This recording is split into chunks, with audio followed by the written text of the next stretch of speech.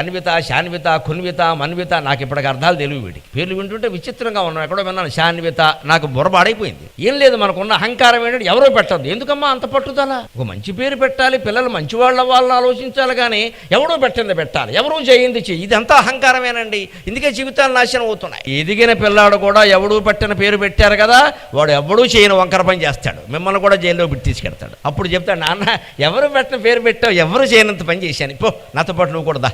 వాడిని జైల్లో వేస్తారు, పోలీసులు మన కౌన్సిలింగ్కి పిలుస్తారు, ఇటువంటి పిల్లల్ని పెంచావా అని. అదే అపర్ణ లాంటి పేరు పెడితే అమ్మాయి అప్పుడు అడగకున్న తర్వాత ఏమిటా పేరు? పర్ణాలు కూడా సేవించకుండా తపస్సు చేసిందన్నమాట. ఎవరు? మన గుళ్ళో అమ్మవారమ్మా. ఎందుకు చేసింది? భర్త కోసం తపస్సు చేయడం ఏంటి? ఆయన భర్త శివుడు కదా, ఉన్నాడు కదా. సతీదేవి యోగాగ్నిలో దగ్ధం కావడం కథ చెబుతాడు. ఎందుకు దగ్ధమైంది అనగానే పిలవన బేరంటానికి వెళ్ళింది చెబుతాడు. అప్పుడు ఆ అమ్మాయి నేర్చుకుంటుంది, పిలవన బేరంటానికి వెళ్ళకూడదు. ఎన్ని విషయాలు చెప్పొచ్చునండి ఒక్క పేరు ద్వారా. అన్విత, శాన్విత అంటే ఏం చెబుతాడు?